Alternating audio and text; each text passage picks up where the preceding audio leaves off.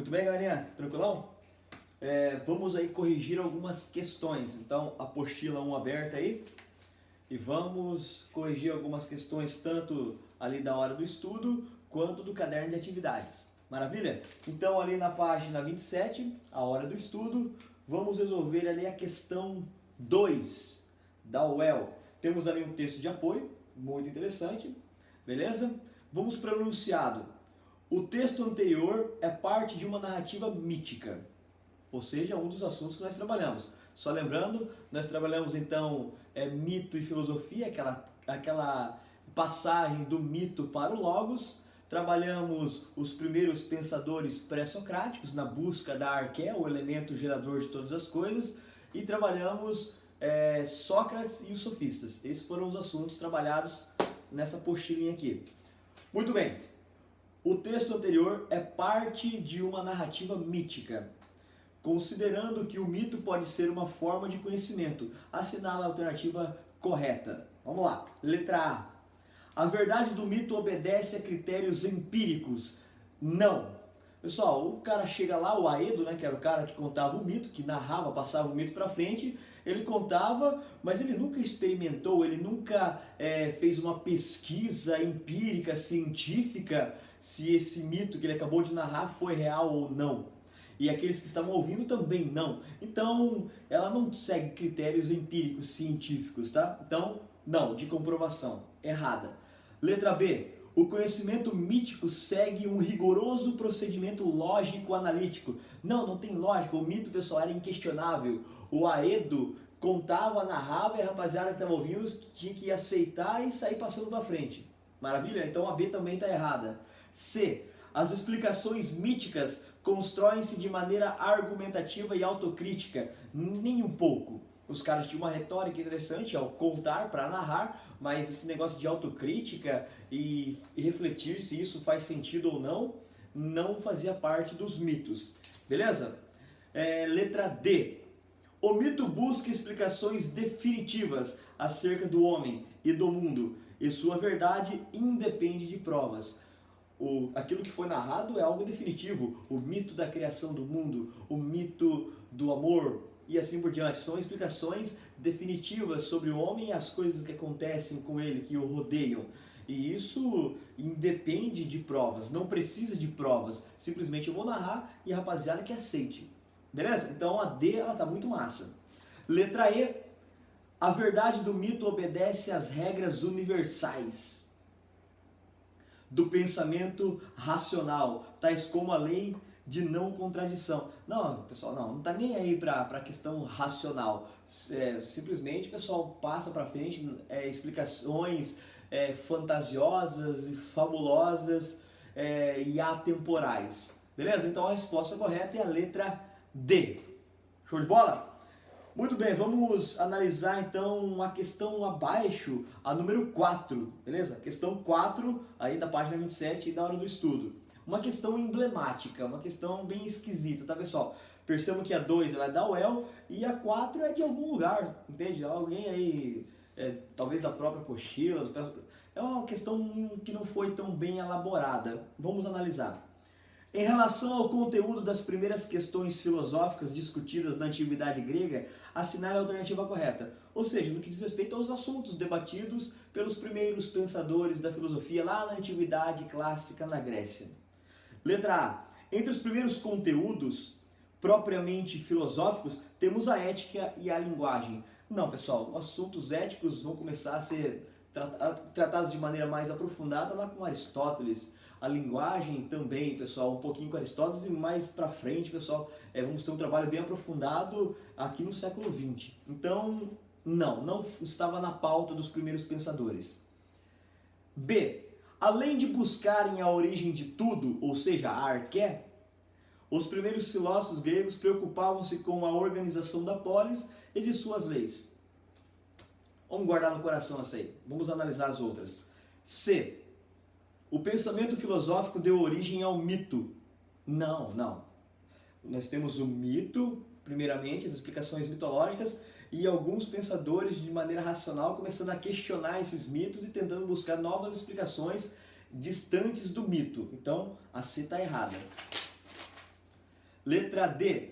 Era somente o papel político do filósofo que imprimia os contornos da filosofia desde seu princípio no Ocidente. Não, pessoal, a questão política vai começar a ser tratada com mais veemência ali com Platão e Aristóteles, beleza? Então, não, a D também está errada. E aqui, ó, já começa bem generalizando, né, pessoal? Era somente o papel político. Não, beleza?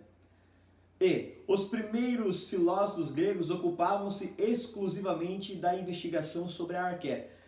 Então, pessoal, percebo que a questão ela traz aqui os primeiros filósofos, os primeiros pensadores, entende? As primeiras questões filosóficas, mas ela não fala assim em que tempo. Por exemplo, as primeiras foi a arqué. Ali, o assunto arqué, o assunto ontologia ali com Heráclito e Parmênides, só que percebam que ela dá uma totalizada, né? Ou seja, exclusivamente, entende? Percebam então, pessoal, que deixa essa questão errada, mas o enunciado também estava bem esquisito. Os primeiros como assim? Entende? Os primeiros pré-socráticos ou os primeiros dos pré-socráticos até os socráticos? Porque a letra B, que é a correta, a mais abrangente, diz: além de buscarem a origem de tudo, ou seja, arqué, lá com os pré-socráticos, os filósofos da natureza, os primeiros filósofos gregos preocupavam-se com a organização da polis e suas leis.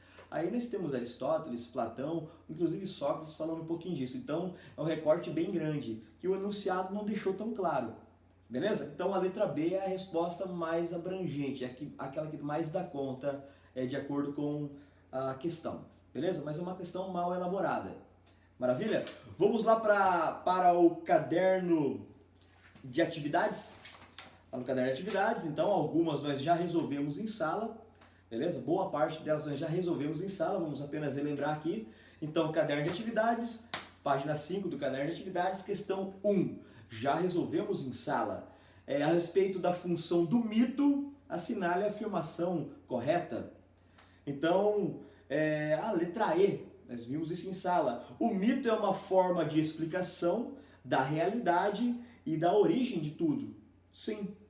Que pressupõe a adesão e a aceitação dos ouvintes. Ou seja, eu sou o Aedo, eu sou o cara que conta o mito. Eu vou contar e vocês estão ouvindo, vocês têm que aderir a esse mito e aceitar. Nem vem encher o saco querendo questionar. Beleza? Então a letra E é a letra correta. Percebam que as outras, vamos lá para A, é uma narrativa de caráter poético que recorre aos deuses e ao mistério para explicar o real, o que lhe confere tímida interferência no processo de esclarecimento sobre a realidade. Não, pessoal, ela oferecia algo muito intenso, não era algo tímido, era uma explicação que muitos utilizavam de maneira intensa. B. Os povos helênicos recorriam ao mito para explicar a origem e o funcionamento da natureza. Logo, a mitologia aproximava-se de uma cosmologia.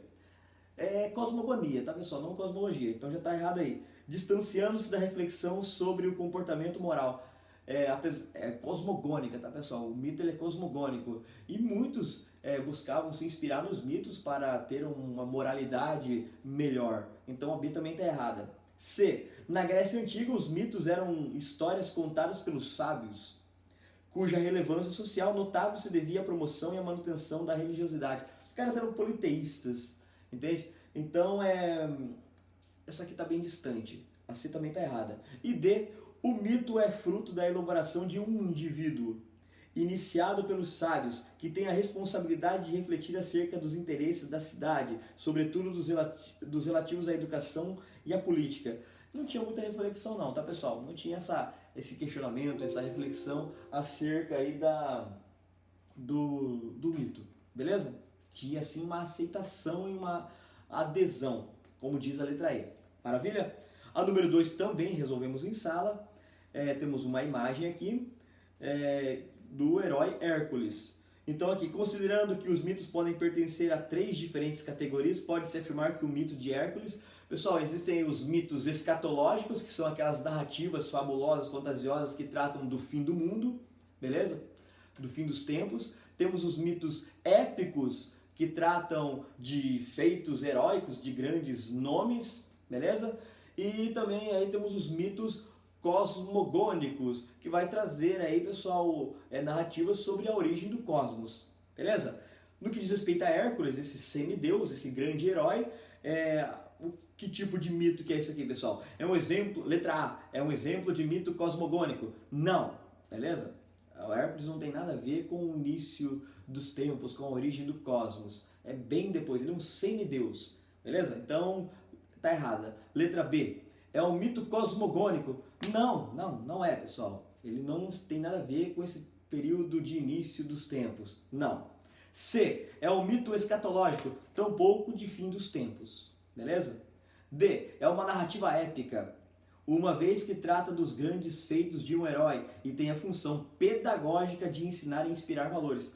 Maravilha, letra D completíssima. E letra E é um mito épico, pois conta os grandiosos feitos dos deuses, que entre outras potencialidades tem a capacidade de gerar os semideuses. Pessoal, percebam que aqui pois conta os grandiosos feitos dos deuses, que já ficou bem fora. Nós estamos falando do Hércules, que é um semideus, beleza? Então, deixou essa aqui um pouquinho distante, um pouquinho só. A letra D está bem mais completa. 3. Temos aqui uma imagem, né, do Superman. Com base na análise da imagem, a seguirem em seus conhecimentos sobre os mitos, avalie as afirmativas e marque o que for correto. Uma questão somatória. Número 1. A civilização grega antiga foi a única que utilizou o mito como forma de projetar um ideal de ser humano. Não, pessoal, nós temos várias sociedades do mundo que utilizaram do mito para explicar coisas do seu meio social. Nós temos os mitos nórdicos, os mitos aqui do Brasil, das antigas civilizações, os mitos ali, pessoal, dos povos pré-colombianos. Então, pessoal, não foram somente os gregos que utilizaram disso. 2. Então, tá errada. 2. O mundo moderno também se utiliza de mitos, como os de super-heróis, personagens que propõem valores e modelos às civilizações ocidentais, às civilizações atuais. Muito bom, pessoal, fantástico. Nós temos aí nos cinemas grandes mitos, entende? Homem de Ferro, Superman, Homem-Aranha, são mitos contemporâneos. Perfeito.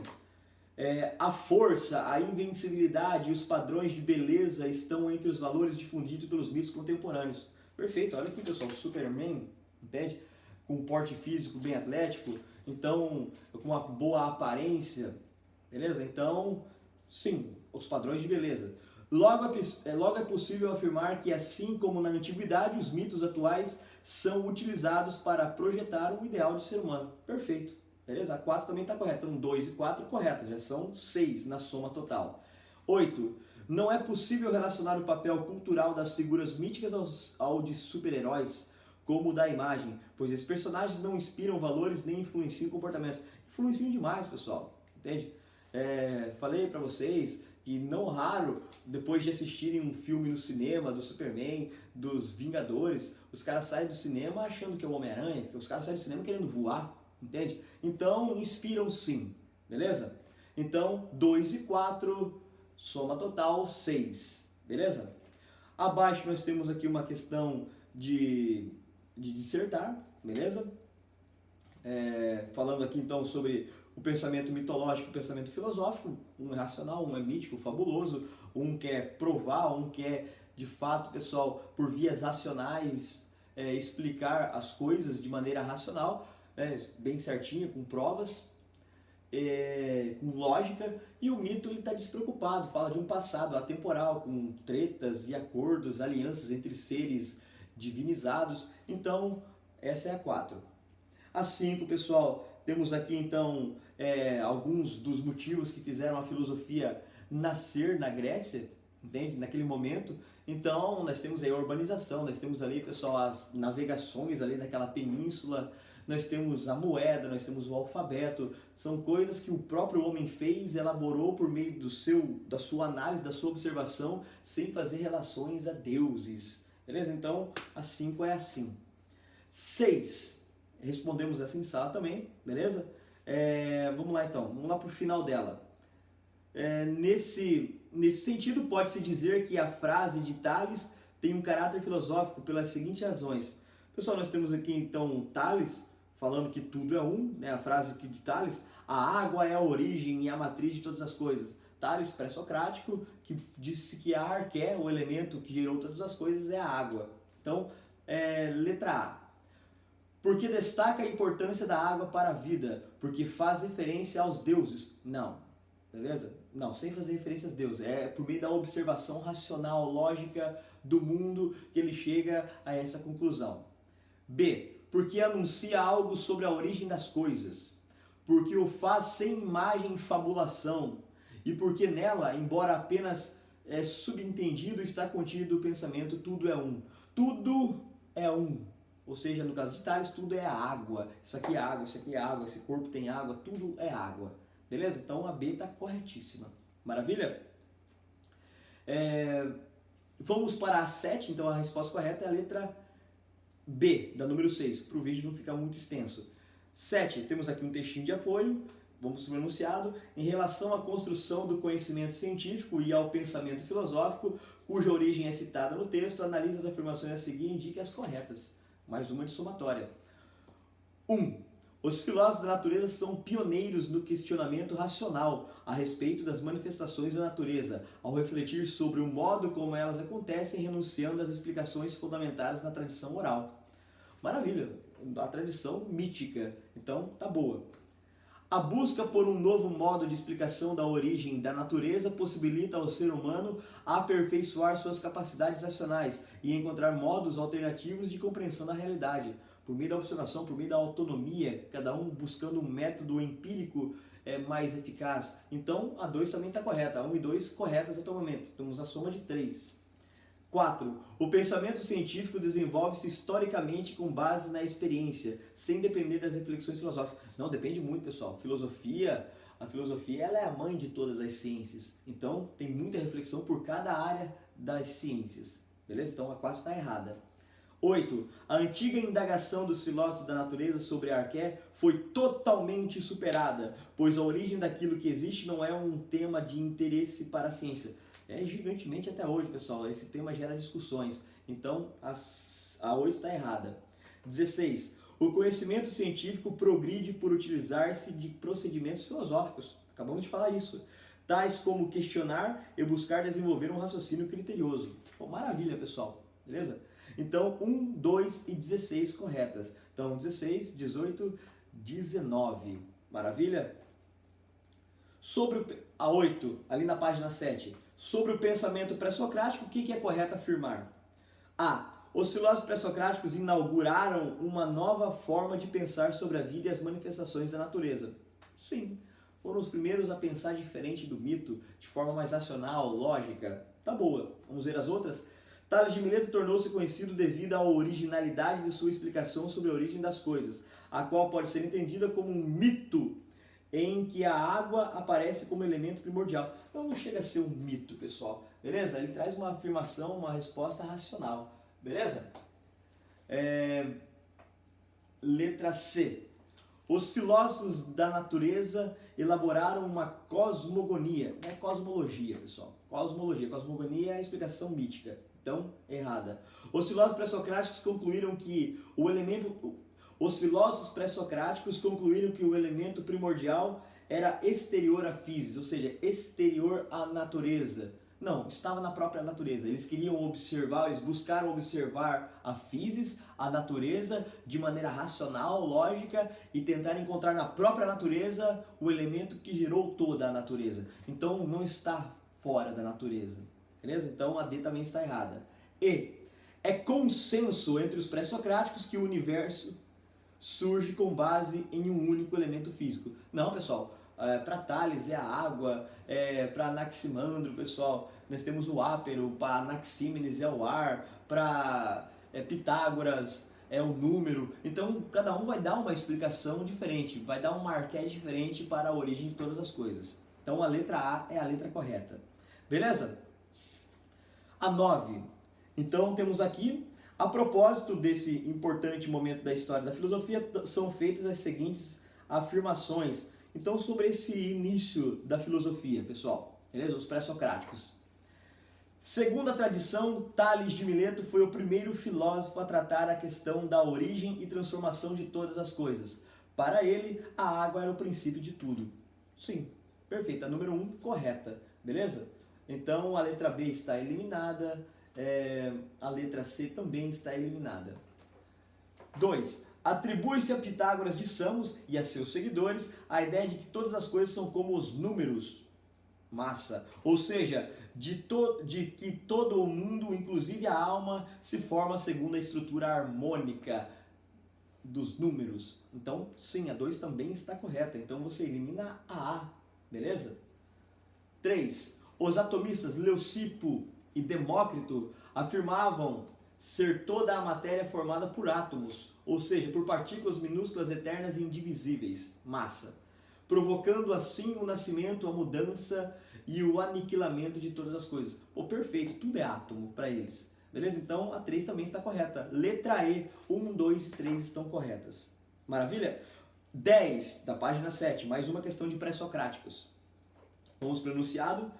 Com base na análise do texto citado e em seus conhecimentos sobre as teses dos filósofos da natureza, é possível afirmar que o fragmento está relacionado ao pensamento de quem? Vamos lá, vamos dar uma olhada. Nem sempre vai ser possível eliminar o texto de apoio, beleza?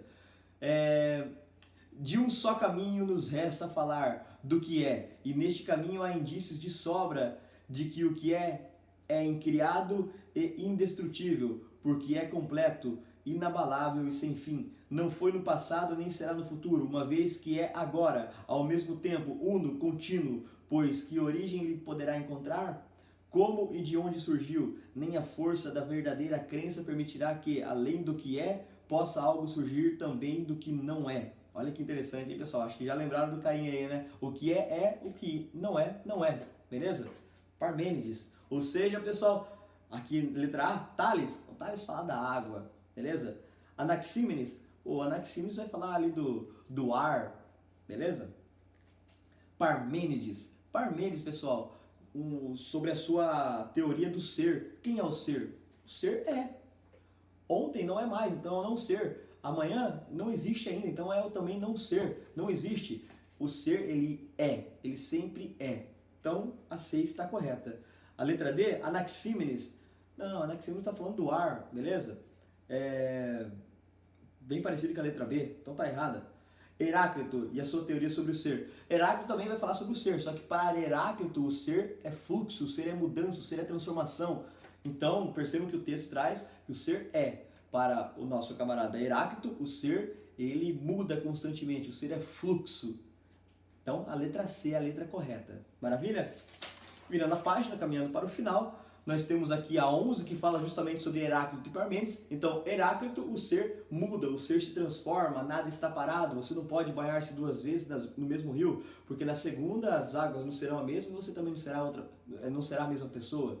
E para Parmênides, o ser está parado, o ser é estático, o movimento é ilusório. Então, essa é a 11.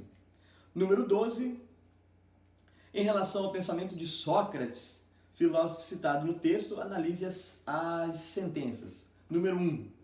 O avanço das investigações antropológicas, antropos, homem, deu-se a partir do desenvolvimento da filosofia socrática. Sim. Antes, pessoal, era cosmológico, ali com os pré-socráticos. A partir de Sócrates, nós temos um assunto antropológico, a filosofia agora voltada para o homem. Então, a 1 está correta. 2. Sócrates repetia a máxima: conheça-te a ti mesmo, com a finalidade de levar seus interlocutores a encontrar a verdade dentro de si. Primeiro, conheça-te a ti mesmo. Beleza? Então, a 2 está correta. 4. A investigação cosmológica era o principal objetivo das reflexões filosóficas dos pensadores anteriores a Sócrates. Acabei de falar isso aqui, pessoal. Antes de Sócrates, cosmológico. Com Sócrates, antropológico. 8. O método dialético socrático assemelha-se à retórica sofista, na essência de seus objetivos. Os sofistas queriam ganhar debates, deixar a outra pessoa sem argumentos. O Sócrates não queria isso. O Sócrates queria alcançar uma verdade juntamente com o interlocutor. Beleza? Já os sofistas eram desapegados da verdade, das certezas. Então a 8 está errada. 16. O método socrático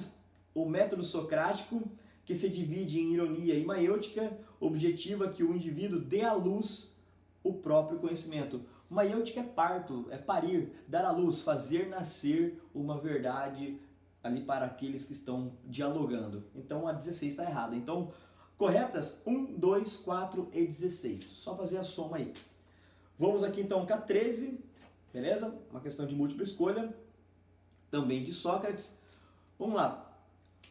O sei que nada sei é um ponto de partida para a filosofia, pois, vamos lá, já para o final dela, beleza? Temos um texto de apoio bem grande, mas vamos direto para o enunciado dela que está ali, ó, depois do último ponto final. O sei que nada sei é um ponto de partida para a filosofia, pois, essa frase de Sócrates, aquele que se reconhece como ignorante torna-se mais sábio para querer adquirir conhecimentos. Perfeito, aquele que admite que não sabe tudo sempre estará em busca de mais conhecimento. Nunca ficará confortável com aquilo que já sabe. Então, eu só sei que nada sei, tanta coisa que eu preciso aprender ainda, nunca saberei de tudo, sempre precisarei buscar mais conhecimento. Então a letra A está perfeita. B. É um exercício de humildade diante da cultura dos sábios do passado, uma vez que a função da filosofia era reproduzir os ensinamentos dos filósofos gregos. Não, pessoal, isso aqui é uma definição muito rasa para a filosofia, de simples transmissão de narrações. Não. A dúvida é uma condição para o aprendizado e a filosofia é o saber que estabelece verdades dogmáticas. Não, pessoal, tudo pode ser questionado, tudo pode ser colocado sobre o exame também. Então, não é uma verdade absoluta. D. É uma forma de declarar ignorância e permanecer distante dos problemas concretos, preocupando-se apenas com causas abstratas. Não, pessoal, eu quero causas concretas também, eu quero também buscar coisas concretas e palpáveis. Então a D também está errada. Então a correta é a letra A, beleza? Aqui nós temos uma questão para você dissertar sobre características de Sócrates e características dos sofistas, que acabamos de falar aqui na outra questão. E a número 15 e última para encerrarmos, esclareça o significado da palavra polis para os gregos do período clássico. Polis, então, pessoal, a cidade, polis também, pessoal, que vai dar origem para questões políticas. Então, temos aí o gabarito do caderno de atividades para vocês. Maravilha? Então, até a próxima.